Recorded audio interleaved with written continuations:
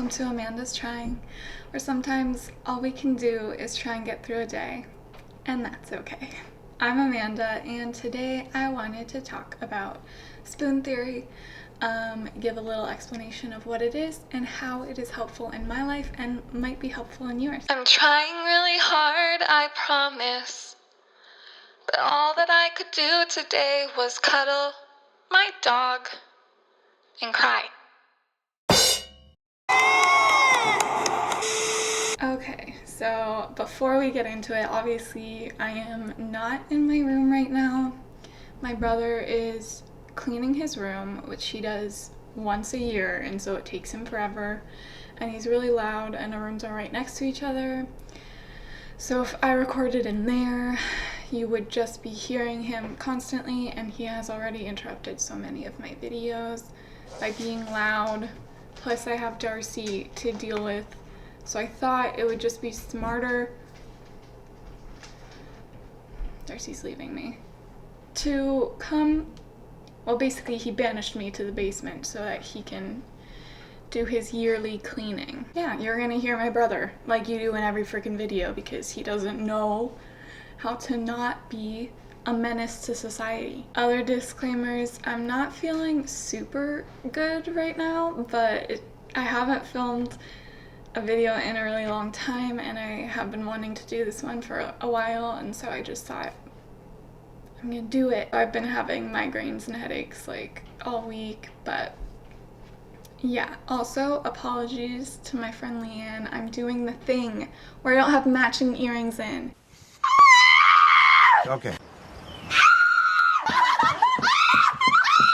But I was planning on wearing this. I did my makeup around like these earrings, and then I went to put the earring in for my video, and it broke. So I was like, well, I already have my makeup on and everything, and I want to wear this, so I'm doing it because I don't care. You all need to see this pretty thing, and now I don't know, I'll never be able to wear them again.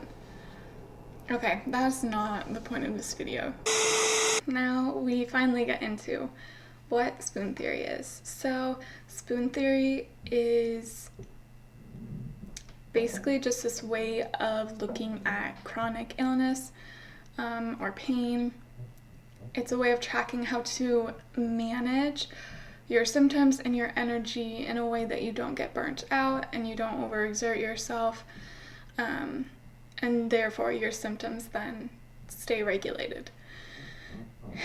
But even though it's created for chronic pain, I do want to just say, like, right now, anybody can use spoon theory, and I think there's a lot of aspects of it that can be useful for everybody, just for general self-care. And it also has been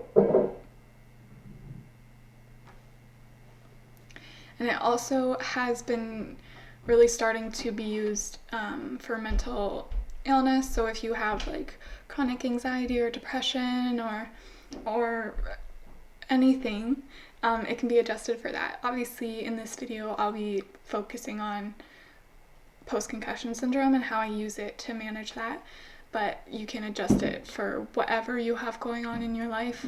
The Cleveland Clinic basically just explains it as a pacing strategy to help people be economical and intentional in the way they use their spoons. So it was created by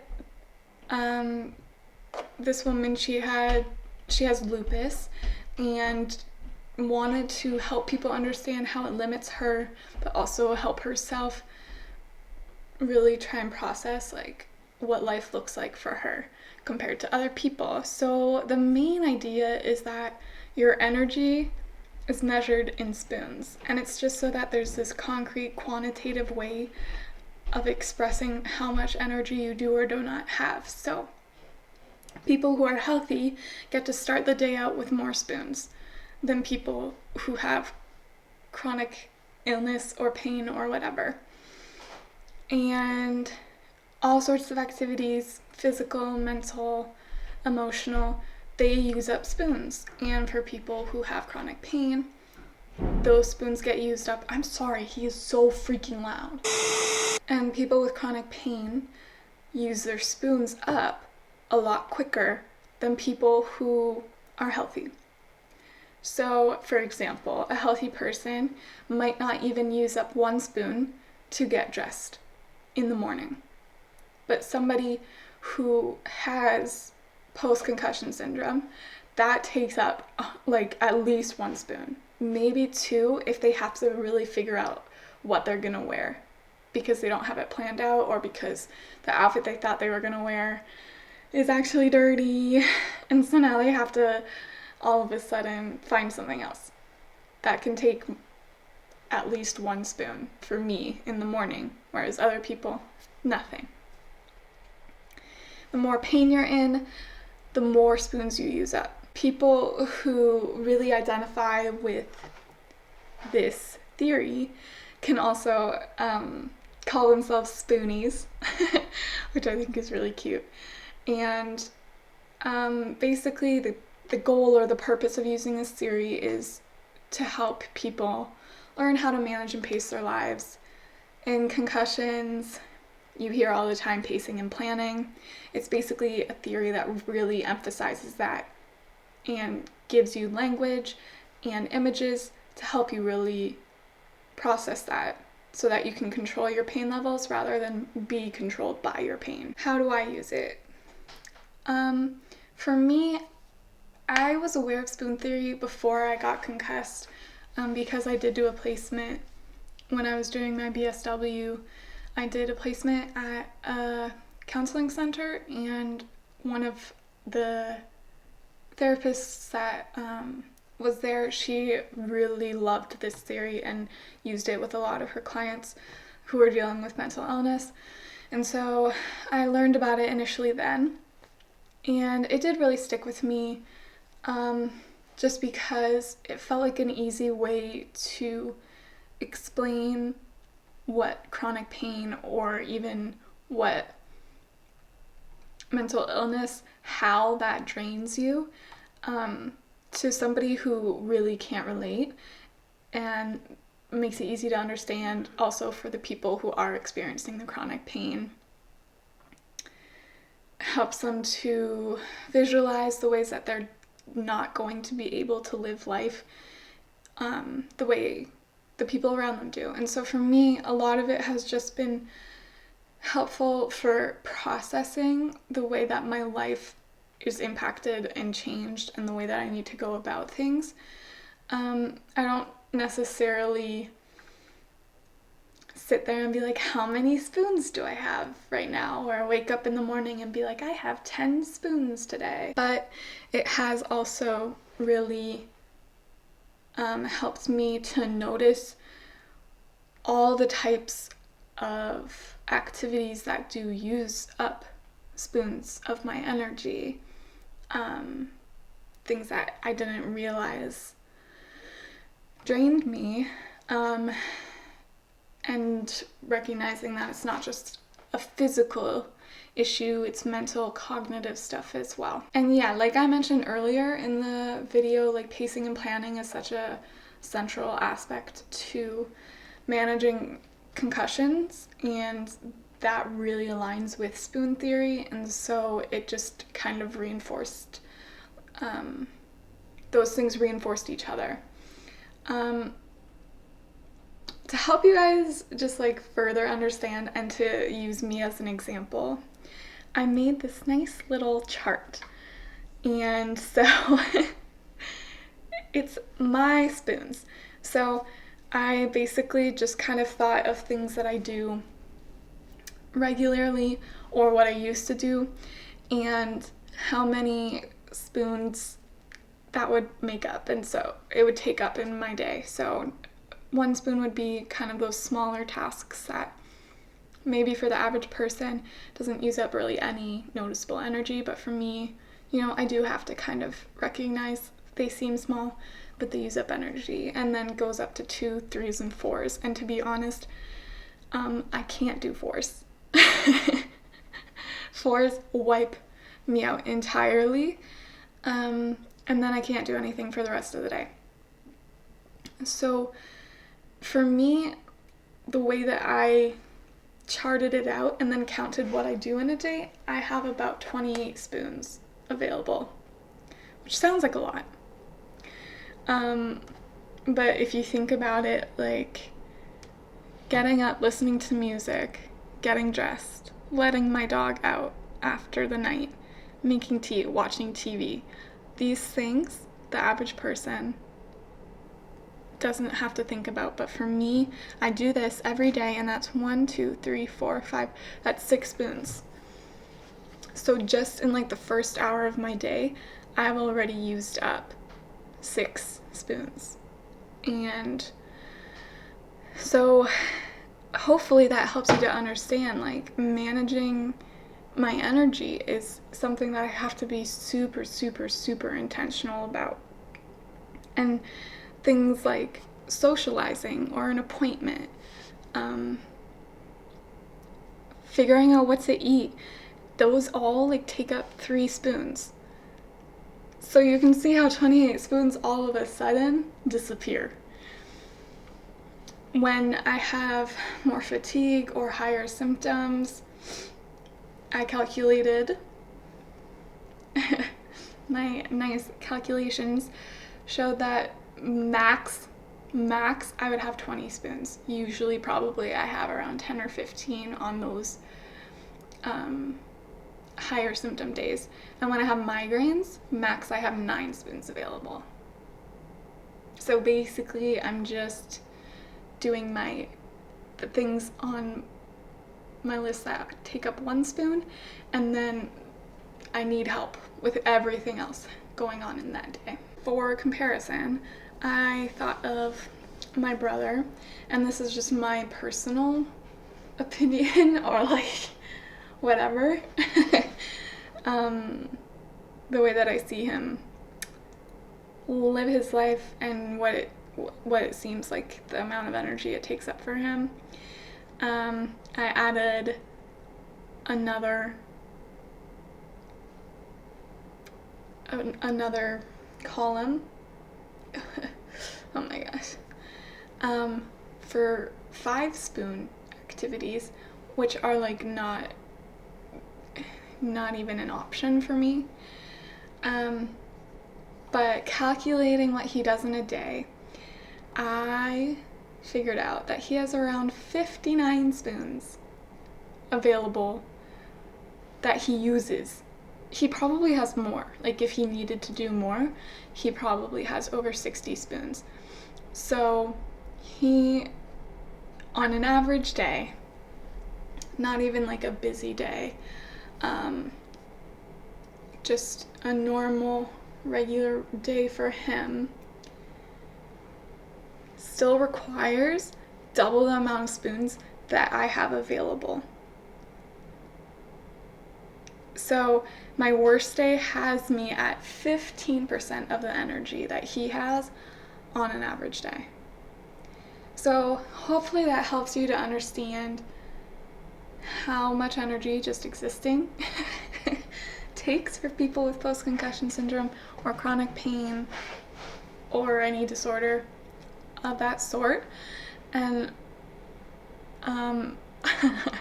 maybe also shows you like how much you're getting done in a day and how it's not an equal comparison for somebody with post-concussion syndrome. They simply cannot function the same way that a healthy person can. Okay, so how can it help you? So if you are somebody who has post-concussion syndrome or any type of chronic disorder, it can give you a way to really clearly communicate what energy you have to use and the difference between you and the healthy people around you. And also, you know, if you're a healthy person, this can just be a way for you to be more aware and more understanding of what somebody with post-concussion syndrome or whatever is dealing with, and hopefully being a little more empathetic about why it may seem like they don't do anything. It can also give you common language regardless of if you are the person with the disorder or not. Like if you find that you're really struggling to communicate how much energy you have, or you're struggling to support somebody because you have no idea how to understand what they can do that day, this can be this common language of like, how many spoons do you have today? Like, how many do you have left? Or just saying like, I think sometimes, I get to a point where I'm like, I can't handle this. That's what I say, but like, that's not actually very specific. Like, people in my family, like, they don't necessarily know, what do you mean you can't handle it? Like, what does that mean? So saying, I don't have any spoons left, like, I literally don't have the energy to even mentally engage in this conversation, right? It just allows you to, like, kind of easily say, like, this is where I'm at. Or for somebody to tell you that, if you're supporting them, be like, hey, where are you at? How many spoons do you have? So there are actually quite a lot of worksheets online that kind of give you an idea of how to apply the spoon theory to your life. I just grabbed one from a website called Molly's Fund, and so it gives you, like, starting out you have 15 spoons, but you can always do what I did and like make a chart and figure out, okay, how many spoons do I have? Like, having that concrete number might actually be really helpful for planning. And then asking the question, how would you like to use your spoons today? And like, I do this not, again, with this specific language, but I think about what I have going on, what are things that I absolutely have to do today, what are things that I might have the capacity for, and what are things that I need to maybe push back to do another day. And so this is just a way of like really easily doing that. So it gives you examples of activities that you might need to do and how many spoons that could take, and so you can literally just go and like say, okay, 1 spoon, I'm gonna get out of bed, I'm going to have a meal and whatever, right? I made notes on how I would adjust the sheet, so I kind of mentioned this already, like not assuming that every day you're starting out with 15 spoons. You might have a different baseline. It might be more, it might be less than 15. But you also can't assume that every day is the same. You can wake up and you can feel really good and you can do a lot, and then the next day maybe you have a lot less. And so really actually taking the time in the morning to figure out where your energy is at, pause, check, figure out where your physical and your mental state, and decide like, what do I really have capacity for today? Obviously the worksheet put certain activities on certain levels.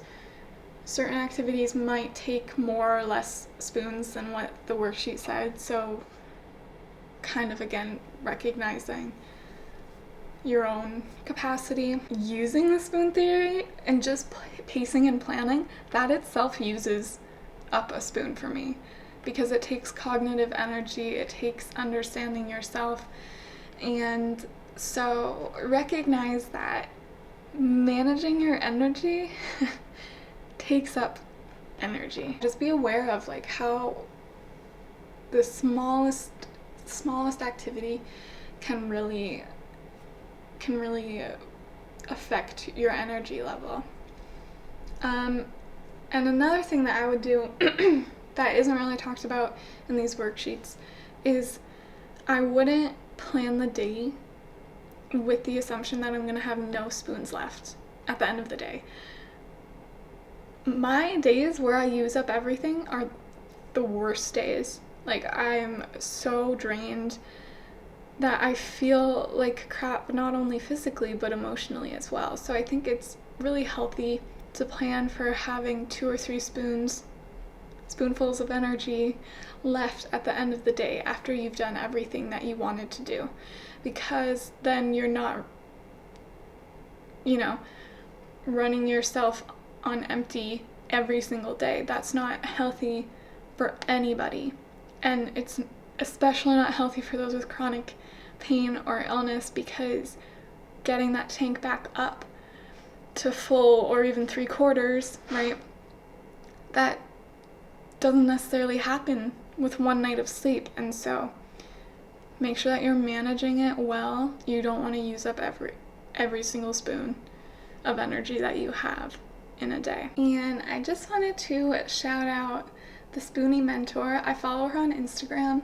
She has chronic illness and she also has a history of concussions, and she has kind of made it her whole life mission to really help people understand the spoon theory and use it in their life so that they can have a fulfilling life regardless of the chronic pain or illness that they may be experiencing.